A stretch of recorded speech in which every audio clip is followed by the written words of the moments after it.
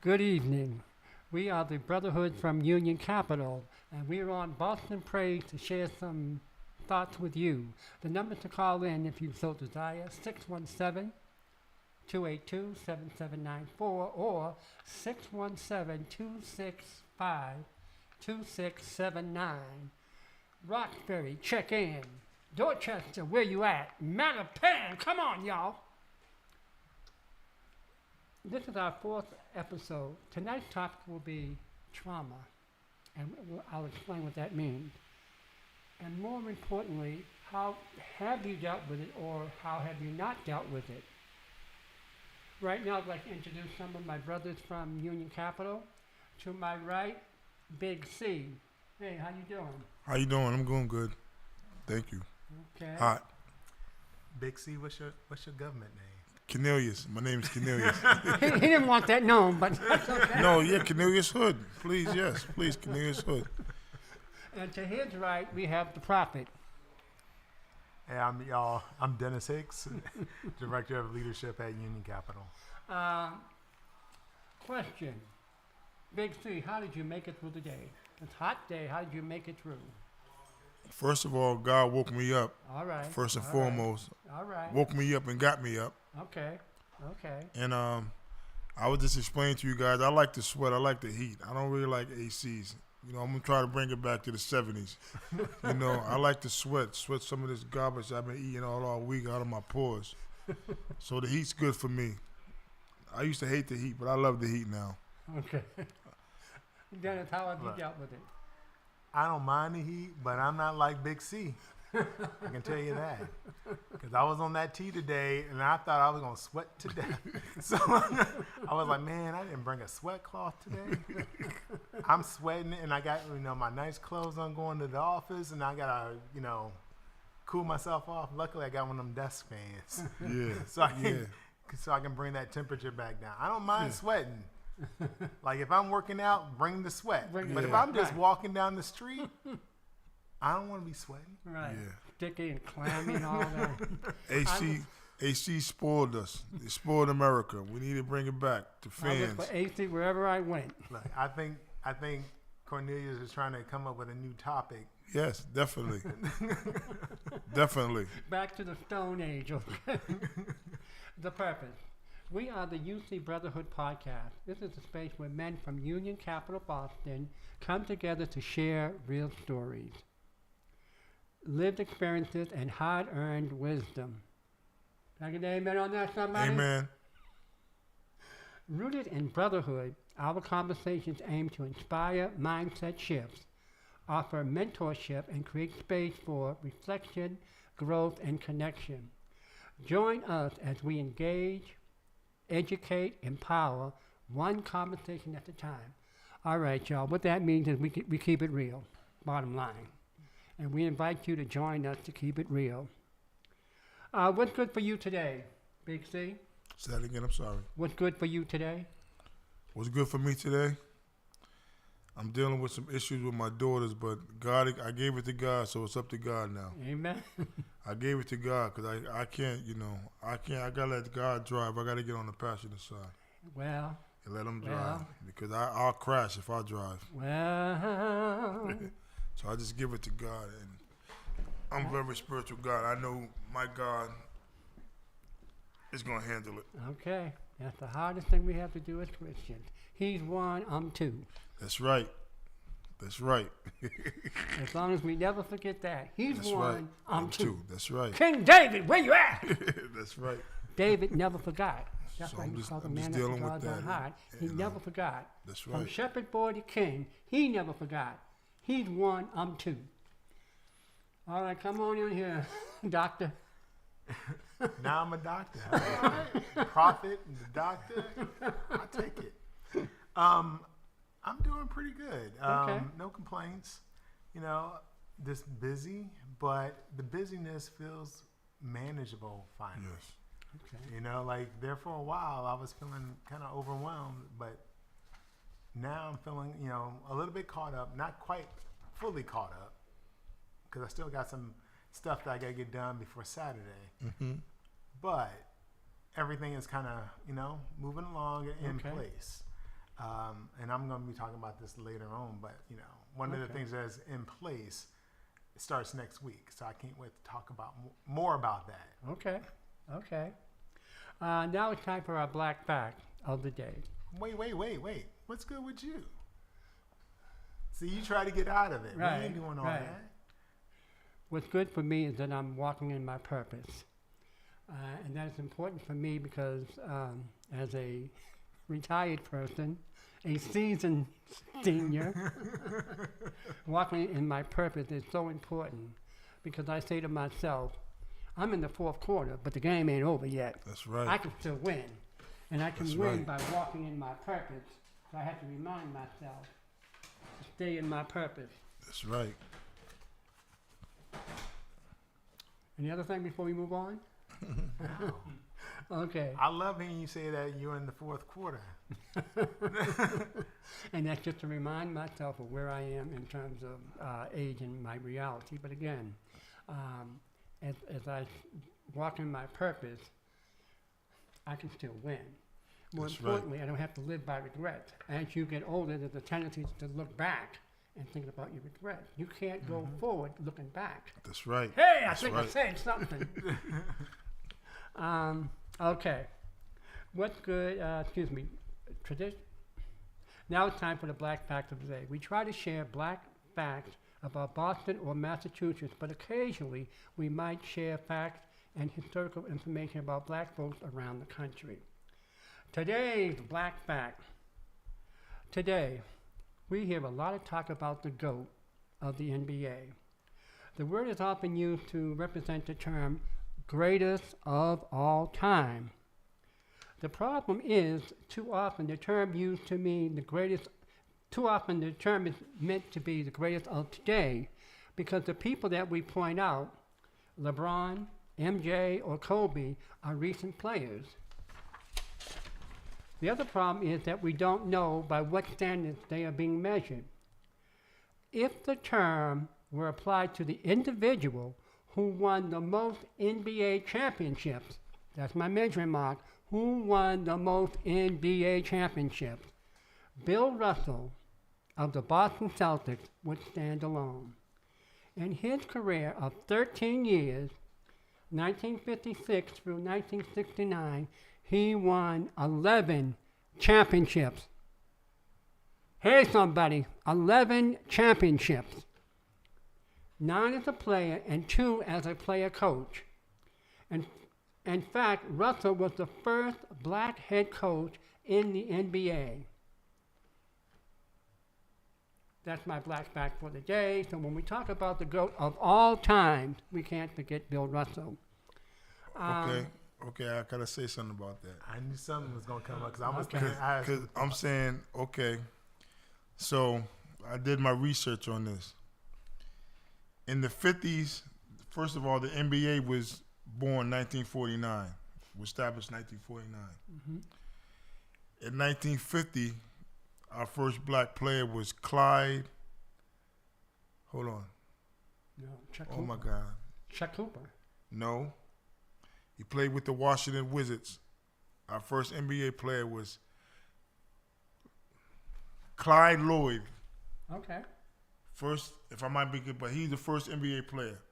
So back then in the 50s, it was 2% blacks in the NBA. In the 60s, it was 20% blacks. So the competition wasn't as it is now. Right. He is the GOAT. He is the GOAT. I say he is the GOAT, but you still got to put that in play. It wasn't that many black people playing. Right. But he still won 11 championships. Against white boys. Okay. But let me toss this in there. And by the way, it's Earl Lloyd. Okay, Earl Lloyd. Earl Lloyd. Lloyd, 'cause Washington Wizards. It was called the Washington Commanders. Capitals. Washington Capitals. Washington Capitals first. October 31st, 1950. Yeah, you got that right. Okay. And then Chuck Cooper Yeah. The first player was drafted. the first player drafted Drafted. by the Celtics. By the Celtics. Oh, okay. Right. Okay. Right. All right. So I just wanted to bring that to light. Yeah, I too. know it was a Lloyd something. Earl Lloyd. Yeah, Earl Lloyd. Right. But one of the other things I want to talk about too, because you make a good point, like the players and everything back then, it wasn't expansive as it is today. Right. Athletic. But a couple other things I'm thinking about is like, do we just say championships because that's a team effort? Yes. Right. Or do we say shots made, rebounds made, all of those other things, and not just the championship, because you can't win a championship as an individual. Yeah. Right. No, it's a Like, team he sport. was an all-star 11 out of 13 years. Yeah. Bill Russell. Okay. So he has a lot of the individual stats too. Yes, But he yes. was more of a team player. But I want to also add one other thing. Okay. And you said greatest of all time, or all today, or however. Greatest of all time. I mean, the whole time, not just what happens Today. now. Yeah. Today. But I think the term, and I would love for somebody else to chime in about it, but I think the term is used probably within that, not era, but Yeah. Usually it's ever. you know that generation. So like, Right. this is the greatest of all time for this generation. That's what it Yeah. should be. Yeah. Yeah. But I think that's what the intent is. Right. Yeah. Because you think about Serena Williams, she's the greatest of all time, but she's not going to always be the greatest of all time. Mm-hmm. She's currently like the Right. most decorated tennis player. Mm-hmm. But there's other people who are coming up that may outshine her, and eventually she will lose that title. Mm-hmm. I think about Florence Griffith Joyner. I'm going Yeah. way back to Flojo.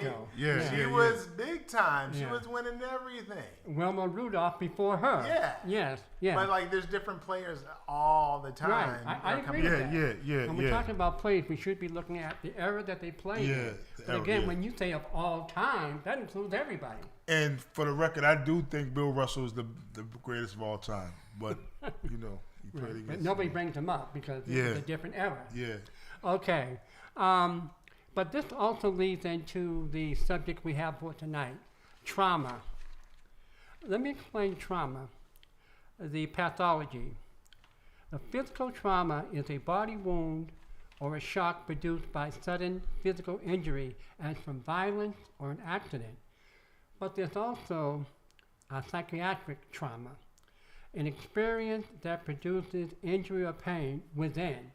The psychological injury so caused. So again, the question is, how has the trauma you experienced affected you? The reason that there's a tie-in with Bill Russell and trauma is when Bill Russell was captain of the Boston Celtics.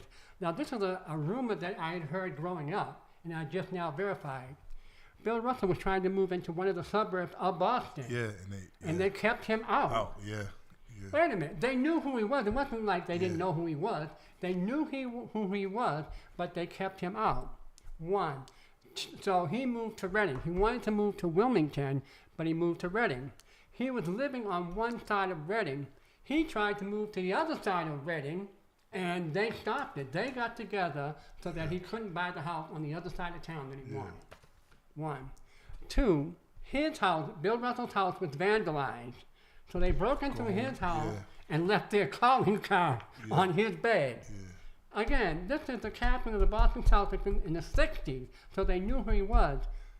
My point is Bill Russell knew how to deal with trauma. Yes. And my point is that we also have to learn how to deal with trauma. Imagine Bill Russell played against Wilt Chamberlain. Wilt Chamberlain was 7'1", 275 pounds. Bill Russell was 6'10", 215 pounds. What that means is that Bill Russell was bigger and stronger, but Bill Russell outplayed him the majority of the time. Smarter. Thank you. That's what I'm talking about. Bill Russell knew the game better than Wilt Chamberlain because Wilt Chamberlain relied on his athleticism and his size, his build. One game, Bill Russell scored 100 points. Yeah. You never heard that about, Wilt Chamberlain scored 100 points. Mm-hmm. You didn't hear that about Bill Russell. He just quietly won championship. Yes. So that says to me, we have to find other ways of dealing with our trauma. And there was a story when they played in a town and they went to a restaurant and they told Bill Russell he had to come through the back door to eat. The Celtics had to come through the back door to eat. And Bill Russell said, well, I can play basketball for y'all, but I can't eat in our restaurant. And Red Auerbach and them, they didn't play that game that night. Right. Now, in the end, Bill Russell won. At the end of the day, Bill Russell won. 11 champions. 11 championships. Out of 13 years. Out of 13 years. But also, the finals MVP is named after Bill Russell. Yeah. Outside of Boston City Hall, there is a statue of Bill Russell. But outside Boston, why can't it be at TD Garden? Well, at the time. why can't it be at Ted Right. Williams? Got a tunnel. He never won a championship. Right, but don't miss the point. It was the way that Boston could think to honor Bill Russell. And what they were saying that in spite of what he had been through, they still honored his legacy. Yeah, City Hall. That's the point I'm trying to make. Okay. Because in all those years, there's only two statues, Red Auerbach and Bill Russell. Hondo, Cousy, there's no statues of them. Bill Russell, standing tall, outside of Boston City Hall. Come on, somebody, talk to me. Psychological trauma often requires extensive counseling or therapy to lessen the severity. People often suffer from psychological trauma from the result of their lives.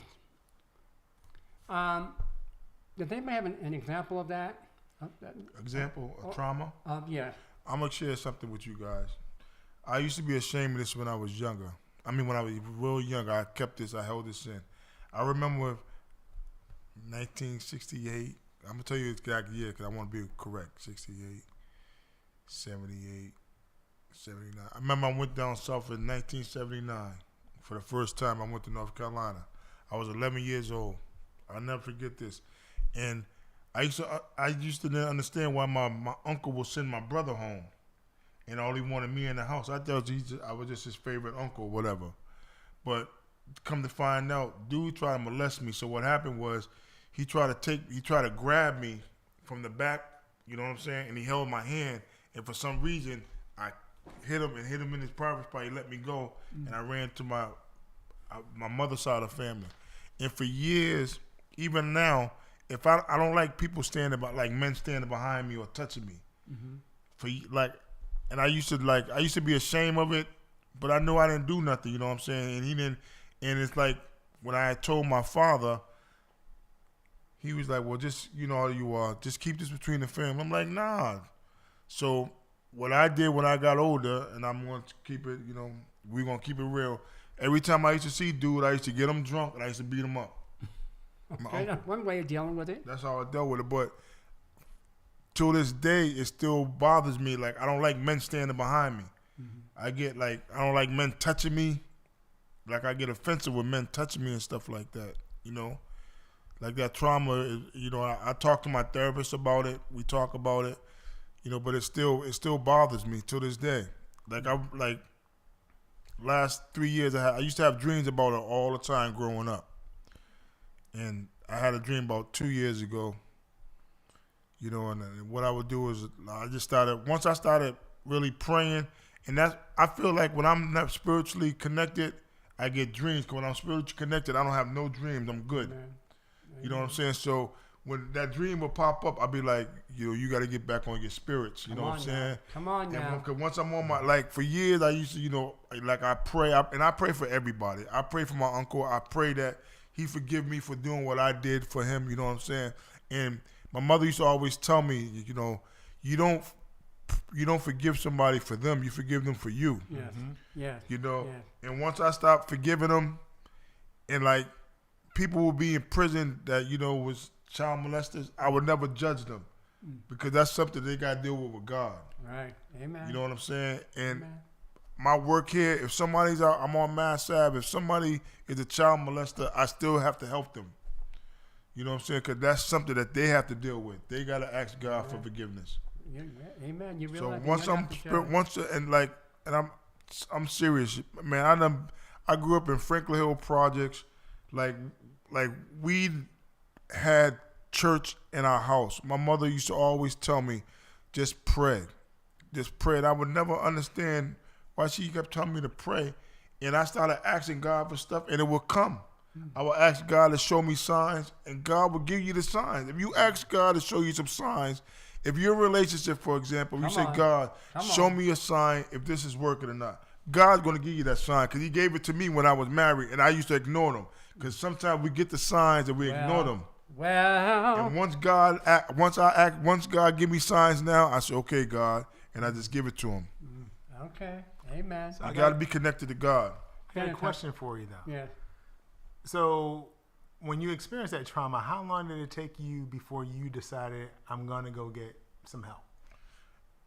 I had to be, this when I was, I had like, okay, I got out when I was like 35. It took years, because I was ashamed of it. Yeah. Mm-hmm. You know what I'm saying? I didn't want, you know what I'm saying? I was ashamed. And then I was like, what you know, then I remember one night I had a dream, and I was 35, and this when I woke up and I went and I got a therapist that morning, and the son kept saying, well, why are you ashamed? You didn't do nothing. You was a kid, you know? And then I just stopped being, and I don't have no problem with sharing that with anyone now. Mm-hmm. So I was 35, and then I just talked to my therapist about it. Only reason I ask that question because I know in the black community, it's hard for people to get to that point and to think that they don't need help. And we will suffer with trauma. Yes. And even you might even go talk to your friend or something, but it's not the same as having a person that is not associated with it. Because it's different with someone you love. Yeah, it's different. So it got to be someone that you don't know, whatever. Yeah. And it's funny, right? Because when I share this story, you should see the looks on people's faces, and I could tell it happened to them. Mm-hmm. And then they start sharing their story, and they start getting help. So what I started doing was helping people. Amen. You know, because a lot of people, because you know in the black community, you know, whatever happens in this house, you keep it in this house. Amen. You know, amen. We don't run our business out, you know, in the streets. We don't do that. Amen. But it's tearing us up. Thank you, and that's the point that we're talking about. That's why the conversation comes up. When we don't deal with trauma, in terms of mental health, trauma can lead to PTSD, depression, anxiety, and substance abuse. Yes. Too often, some of the stereotypes we hear about black men in general, they're violent, they're argumentative, they're this, they're that. Some of that has to do with the trauma that they have not dealt with. By nature, we are no more violent or anxious than anyone else, but it's too often the trauma that we either dealt with or have not dealt with, it comes out in different ways. Yeah. Brother, reach out. Even your body language can tell if you're aggressive or not. Because I had to learn that. You know, I'll be at a register and I'll be frustrated with someone, but I would never yell. But they'd be like, okay, it's all right, just take it easy. And I'd be like, wow, your body language. So you got to watch, sometimes you got to watch your body language, and you got to watch, you know, my voice be low, but it's just my body language. You can tell that. So there's mental health and there's also physical health. Yes. Why is it that black people have a higher rate of things like cardiovascular disease, heart disease, hypertension, respiratory issues? A lot of that has to do with stress. The stress is coming from not dealing with that trauma, like my brother said, and that trauma could have been years ago, but because it hasn't been dealt with, it comes out in different forms. Again, either through mental health, personality, physical health in terms of some of the illnesses that you experience, and or social or emotional well-being. Trauma can affect relationships and self-esteem. You don't hear me? Self-esteem. Too often, from the trauma that we have not dealt with, that affects our own self-esteem. And I was going to say, some people feel like they're dealing with it by doing some of the things you said. You know, like substance abuse or being just angry, and they say, this is how I am. Yeah. That ain't really how you That's are. not, exactly. You know, or the stress, or they overeat, or they don't eat. They're not taking care of themselves, not working out, nothing. You know, and all that becomes, it just keeps going, and like it snowballs until, you know, either you snap or you have a breakdown or something. Something's going to happen, and you can't hold it Yeah. the entire time. It'll come out in one or two ways. Yeah. And unfortunately, as black men, we have been conditioned or we have been learned to think that we only have two emotions, anger or laughter. And you can't laugh too much, but it's okay to express anger. So for too often, we just express anger. Mm-hmm.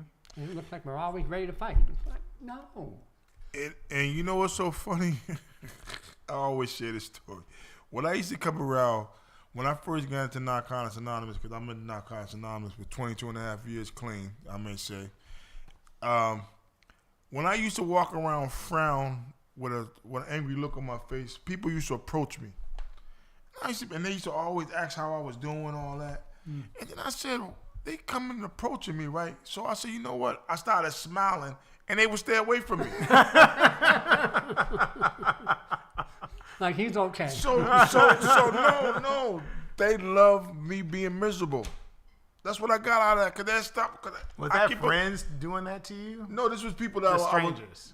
I know them I know them for years though. I know them for years. They would, but they would come approach to me when I was upset because I was always angry. But soon I started smiling. They'll stay away from me. Hey. They loved that company they loved me being miserable. Because they wanted to stay miserable. Yes. Right. So miserable, yeah. So they loved that. They loved me. And I used to be like, I know how to keep them away from me. I used to come smile to them, give them a hug and all that. They'd be like, oh, let me go into the meeting. And the other time they had 15, 20 minutes to talk to me about my problems. Amen. Misery does love company. Yes, and it is sad. That is so true. Family members the same way. And it's sad. And it's so sad. Like I got folks that are my brothers that's not my blood, they're my own blood. Well. That's my own And why blood. do you think that is? I don't know. That's just. I would say, and this is just my hypothesis. All right. Come on, doctor. Is that because you built that relationship differently. Like when it's family, it's a whole different level. There's layers there. Amen. There's a hierarchy in the family too. Because, you don't mess with Big Mama. Grandma, like what Grandma says, that's what it is. And then you accept it. But then outside of Grandma's space, you doing something different. Yes. Anyway. Yes. But so with your friends, you can be 100% authentically you. And your family, you can't. Right. Or you choose not to. I'm not going to say you can't. Yeah. But why is that though? Why can't I got family members right now that got me using drugs for 10 years. You know what I'm saying? Mm-hmm. And I love them. For me, that gasses me up. Please continue to say I'm using drugs. That gasses me up. But it's all my blood family. Oh, he's going to get high soon. They had bets on me that I wouldn't make it a year. It's been 2.5 years now. Amen. Now they got me sneaking around and getting high. And are they getting high? That's the problem. They're getting high. Right, right. But I don't. But and the only reason why I'm saying that, I don't care what no one does. You do what you do. My God know what I do. Come on, people now. that love me know what I do. So I don't get into all that. Like I've dealt with females that drink. So I'll go into the liquor store and buy them liquor. I know it's not for me, and I don't have to explain to you who's it for. I seen him in the liquor store buying liquor. He's drinking now. You know what I'm saying? Mm-hmm. And it's just, it is what it is. Let me just take a pause here for station ID. He is the Pastor Bruce Wall. We are the UC Brotherhood. This is Boston Praise. Come on, y'all, check in. So can they check in? What number can they check in with? Well, thank you, Bruce. Call in 617-282-7794 or 617-265-2679. Roxbury, help me out. And this is a touchy subject because men don't talk about certain things like this. Yeah. Men feel like because I'm telling you, like I talk to guys and I know the look. You know what I'm saying? Because I have that same look when it happened to me. And I remember this one guy, I was sharing with him, and then he called me, with crying. He was like, I'm glad you shared that, man. I said, I don't know what happened. I don't know what happened. Just go get you a therapist. And I helped him get a therapist, and I helped him get some help.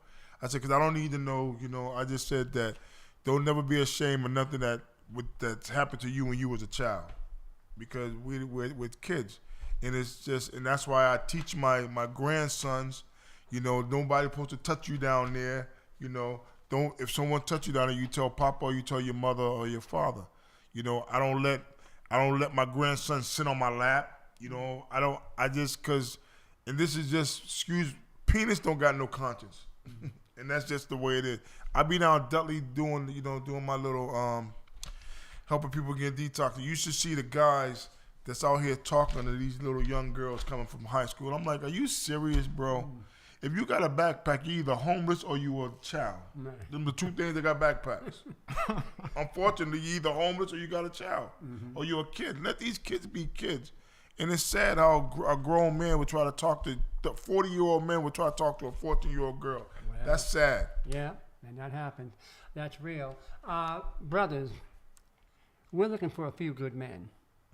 One type of man we're looking for is a man who has an idea but doesn't know how to do it. We can help you with that. Yep. The other brother is the brother who's sick and tired of being sick and tired. We need you. We want you. Yes. For the other brothers that are just hanging out, don't know what to do, come join us. Let us be the first step on your road to recovery from your trauma. If not us, then find a group of positive brothers to be around. Positivity promotes positivity. Negativity promotes negativity. Hey now. Yep.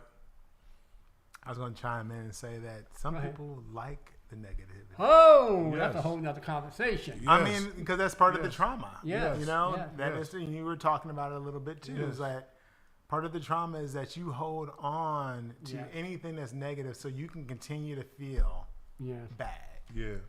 Because you feel something. Yeah. And even though you're tired of it, why do the children of alcoholics become alcoholics themselves? Even though they saw it. They saw their mother, they saw their father, they saw it, but they become alcoholics. Same reason. And we're talking about like one level of trauma, but there's also these other Yes. levels of trauma. There's relationship trauma. Yeah. Yeah. Mental. There's mental trauma that you can go through from microaggressions. It could be like from how people are talking to you or responding to you. Or Let me stop you there because now they're called microaggressions. Before they were called slights or something else. Mm-hmm. As black men, we deal with microaggressions every day. And that can wear you down. Over time, that can wear you down. And so that's something else that we deal with. We deal with, but we don't talk about it. So how do y'all deal with those microaggressions? Because I know how I deal with it. Okay. So For me, it would be a belief in my God, realizing that who I am in God. God has created me. There used to be a play, God don't make no junk. God don't make no junk. So if I'm God's child, he don't make no junk. how do you deal with Cornelius? I just talk about it. And I try not to say if I'm in a relationship. My moral is this: if we can argue about something, we can sit down and talk about it instead of arguing. I've been arguing so much, I don't even like to argue. Like I was telling you about the Charlie Brown, like that's, you know what I mean? That's all I hear the teacher when people are like, I get so, like I get yelled at, like my daughter yells at me every day for nothing. In my house. Amen. Don't pay no bills, but she yells at me every day. Daddy, the AC thing. Terry, you partied last summer. There's no partying this summer. Sweat it out. Cut the AC out. So I try to be more happy. Like I said, once I'm spiritual connected, like nothing gets to me. And when stuff starts getting to me, I say, okay, we got to sit down and pray. You got to talk to God now because things are getting to me that wasn't bothering me 2 and 3 months ago. So I just try to stay spiritual connected, and I treat people how I want to be treated. So if I don't want no one yelling at me, I don't yell at them. Amen. And I always hit them when they yell at me, I'll listen. I say, "You're done?" And they say, "Yeah." I said, "God bless you." And I get some all the time. A soft You answer make me turns sick. away wrath. Yep. I say, "God bless you." I love you. God bless you. And again, trying to feel more positive people in Yes. your life. Mm-hmm. Let me tell you this, right? For real, all jokes aside, like, ain't nobody gonna take my spiritually. If you get in my spiritual circle, you're negative, you're not gonna be able to get in that circle. Cause like, spirits don't lie. I can walk into, my girl can walk into a room and I can tell if there's a problem. I said, "Oh God, there's a problem." She said, "What?" I said, "Cause your spirits came with you and they're not good spirits." Right. So I know off the back. So I know how to. I sit down, I close my eyes, I meditate. She said, "What are you doing?" I said, "I'm meditating because I want to watch what I say, and I want to hear you. When you're talking, I listen instead of trying to." I used to have an answer before she even finished, so now I listen and I ask if she's done, and if I don't got an answer, I say, "Well, I don't have nothing for that." I don't have nothing for that. So I listened. It did that. Once she smacked the smile, I got her. And I just wheel her in and like, let's talk about this. You done went fishing. Yes. I become a fisherman. Yeah. Amen. Wheel her right in. Yeah. So that's how I do it. And like I said, life is too short, man. We got so much thing, man. And I purposely do it. I got UCB, man. I got lives that are meant to be changed. I got my organization. I'm too busy to be worried about like stuff that doesn't matter that we can resolve when I come home after, life is too busy for me. Too blessed to be stressed. Yes. Go ahead, Yes. Dennis. You were going to tell us how you deal with it. Well, not gonna lie. Like sometimes I just avoid it. Yeah. When you can, yeah. Yeah, and I'm like, I gotta keep it moving. Like you said, Cornelius is too busy. I'm too busy to be sitting here worrying about that. Yeah. Like, I ain't got time for it, And I don't get myself into drama. Like, I will pull myself out of it. Like, if I see something get messy, I'm out. Amen. Because I think, and I also like, with the microaggressions and things like that, that's got nothing to do with me. That's got something all to do with you. Yep. Yep. And so, Yep. And so I just keep it going because I'm not going to sit there and dwell on how somebody thinks about me. Come on. That's right. Come on. Because I know what I'm doing. That's right. I know where I'm going, and I know where I've been. That's right. And you can say whatever you want, but I know what the truth is. Come on. So why bother with Yeah. you? People are like, "Oh, so-and-so said this about," and? But you know what? I always have an answer for that. When someone tell me what someone say, I said, "Let me ask you a question. Why was they comfortable to come and tell you that? Why are they comfortable to tell you that?" And they said, "I don't know." I said, "You know why? Because you guys talk about me. That's why they're comfortable. That's why they feel comfortable. That's why they're comfortable." Right. So The other thing would be positive affirmations. How you speak to yourself is more important than how other people speak to you. Hello, somebody. If you don't know who you are, or you don't tell yourself who you are, you'll fall for anything. Positive affirmations, my brother. No, you can't afford a therapist. No, you can't do this or that. But you can speak positive to yourself. Hear me? You need to be taking time to even know yourself. Yeah. Hey. Because some people don't do that. Yes. And so, and I think I shared this with y'all last week. And, I had a breakup. And that breakup, I had to take time. Think, like, what's going on with me? Yeah. Like, where am I at mentally with this? And my doctor was like, "I think you're suffering from PTSD." And I was like, "What? Huh?" And then I started thinking about it. I was like, "Yeah, you ain't lying." Right. Because at that time the pandemic had just started. I had just gotten over COVID. I had gotten COVID the week after everything. The week that everything shut down, I had gotten COVID. And then my breakup happened right after that. Oh man. And then I had to move. It was a lot. And then I didn't realize like how it was affecting me. Mm-hmm. And then when I finally got my own place and was doing my own thing. And then I was like out on my bike one day. I'm out on my bike and I'm like exploring my new town. all excited. And then I was like, I'm going to challenge myself. I'm going to ride this bike up this hill. And there was a steep hill. And I'm like, just going up this hill. Got to the top of the hill, was fine. Get to the house, fine. Cooked myself lunch, fine. And then I literally sat down and was eating my lunch. And my heart was like, it was just going nuts. And then, I got that little Apple Watch on. And so I'm like, what is my heart rate? My heart rate was going from like 70 beats per minute. 70 beats per minute to like almost 200 beats per minute. Then would jit back down, and I was like having a panic attack. Didn't know what was going on. And then my doctor was like, that's all PTSD. I went to the emergency room because I thought I was having a heart attack. But all the stress culminated. And then, when I talk about taking time, you got to take time for yourself to know who you are. Yes. And know what, where you need help. Yes. Because my doctor was like, I think you should see a therapist. So I'm on the phone like, hey, I don't want this happening again. I want to get this under control. And you get counseling, you talk to somebody and talk through it.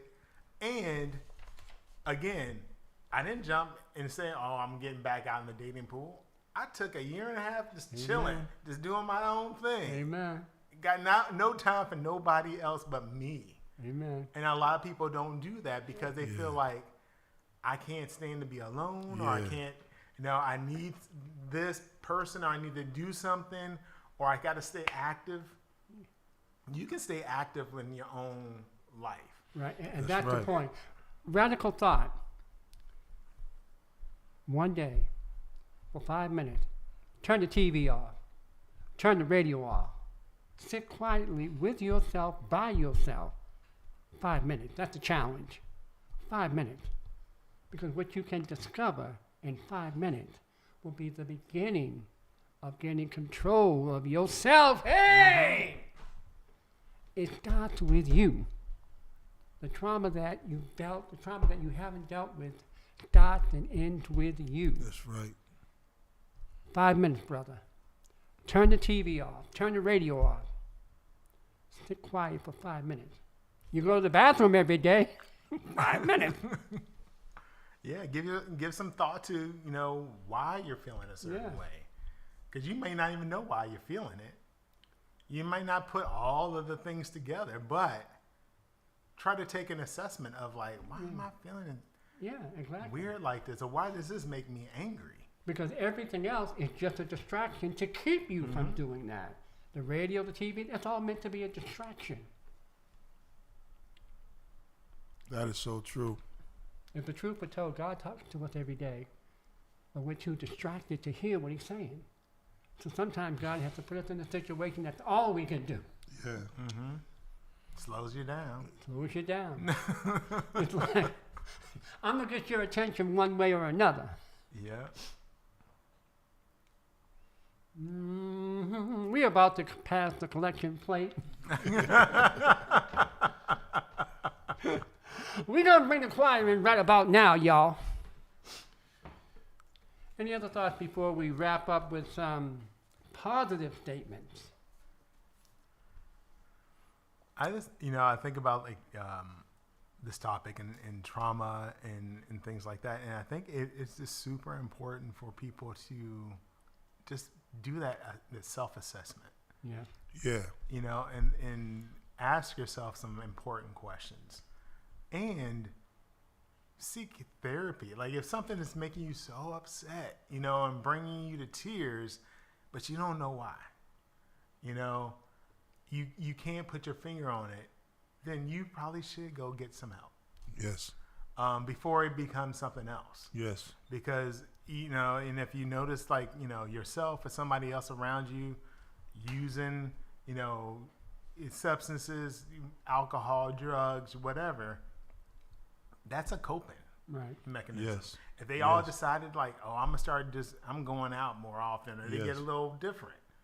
Because, I used to say it's a glitch in the matrix. It ain't been the same, but then all of a sudden something changed. Yeah. Like, why did it change? Yeah. What's happening?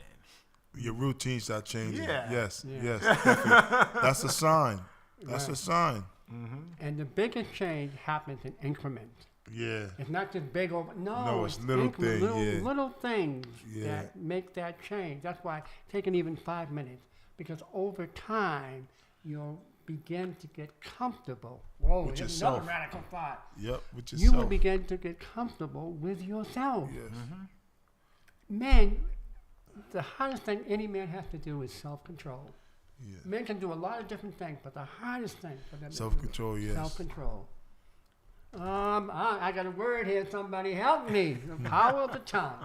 If you can just control that, that's the hardest thing you ever gonna do. There's a book I was gonna bring up to y'all because we were talking about, like, you know, when I said whatever you think of me, you know, it's none of my concern. And there's a book by Don Miguel Ruiz. It's the Four Agreements. I don't know if y'all read it. It's a short read. Like, you can read this within like an hour. Like, I promise you. You know, tops an hour and a half. You know, but it's a great book. And one of the things that he says in the book is don't take things personally. Yeah.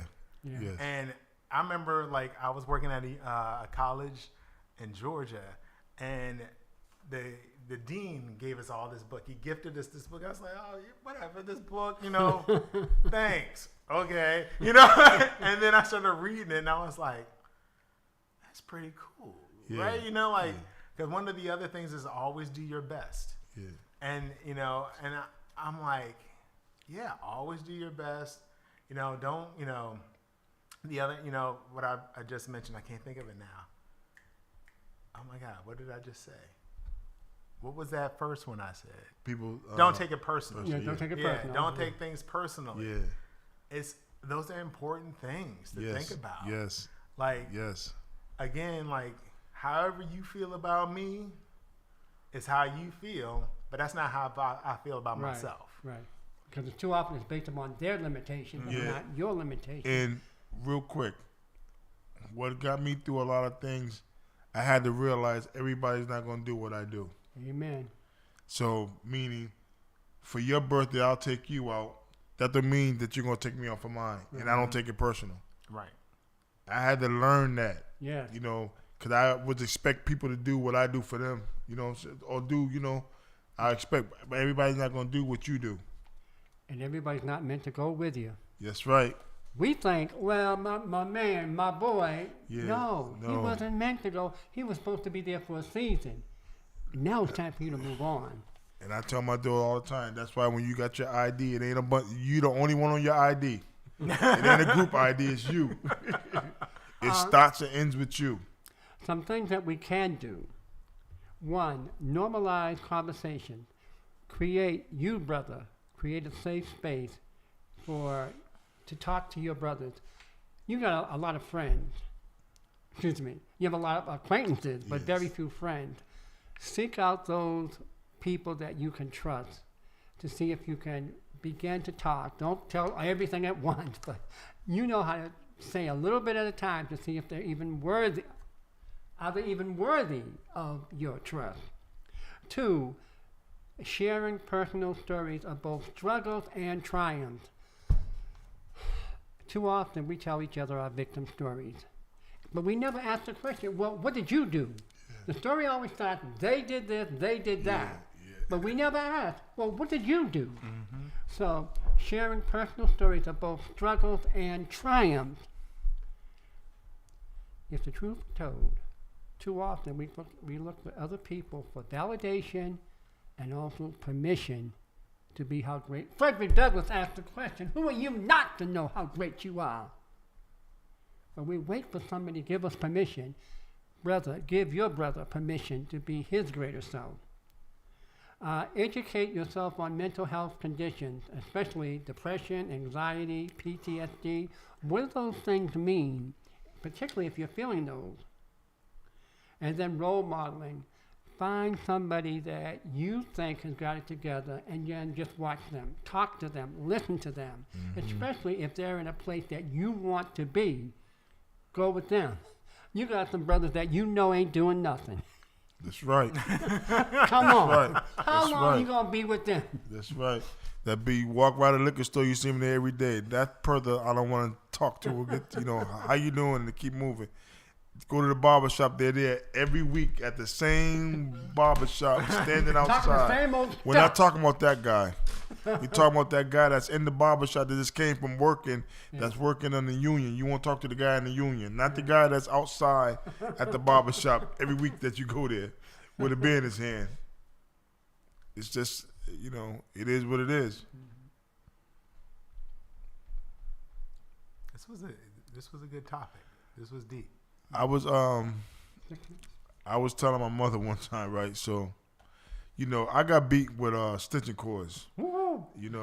And I used to tell my mom, like, Mom, you really abused us, right?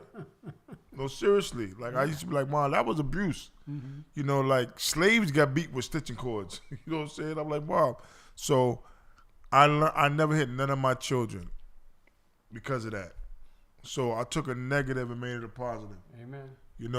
Because I felt like, wow, my mom used to, anything she can get her hands on, we got hit with it. Irons.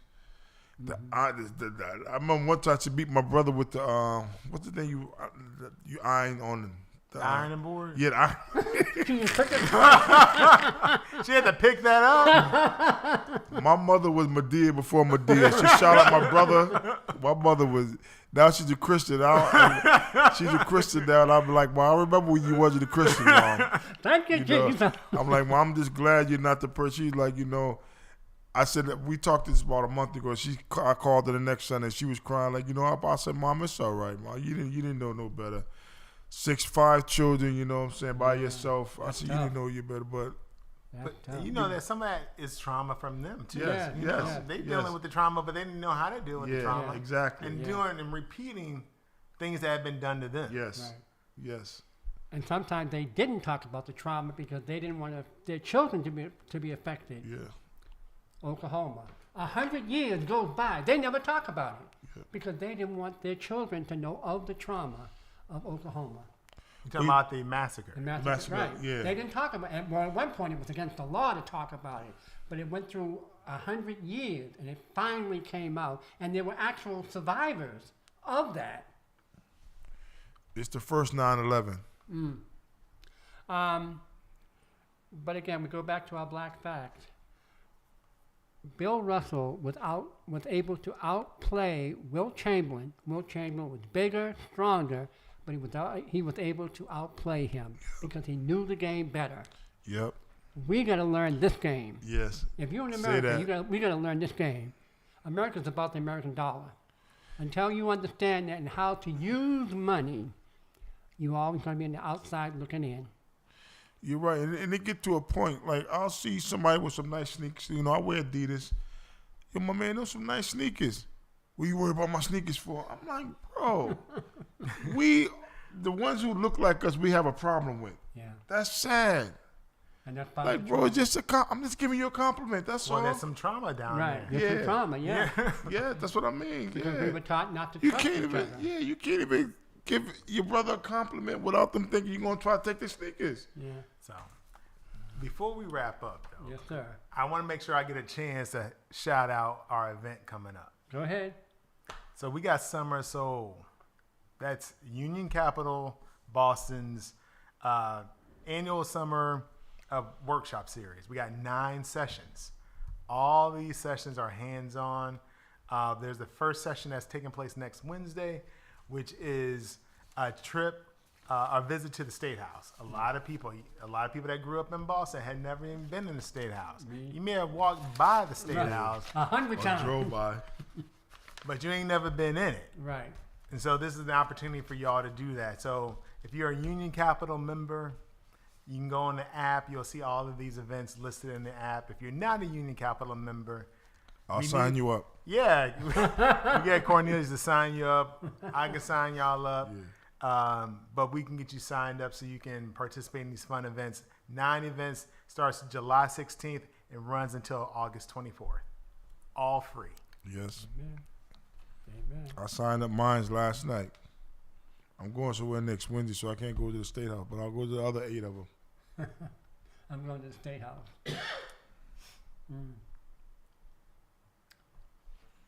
And we want to give a shout out to our brother Gareth Thames. I hope you're feeling better. All right, Gareth. And stop sitting on that leg, walk around. You walk to the porch to smoke a cigarette, so walk around some more. Hey. You ain't had to You'll be call all the right. brother out like I gotta call him out like that, bro. You can walk through, go smoke a cigarette, so you can walk around. I love you. I'm coming to see you right after the show's over. Did not have to call him out though. That was rough. I hope he didn't take that personally. He didn't. Yeah. Gareth, don't take that personally. He's still your brother. But thank you for this topic, Frank. And Yeah, we need to have a. So can we finish it the next month? Part 2. Yeah. Because this is something that we need to talk about. This can't just be one session like Mark explained. We need to make this a series. So we're gonna talk about a different type of trauma. Yes. Yeah, different type of trauma. Yes. I can get on board with that. Yes. Okay. And don't forget triggers. Yes. That trigger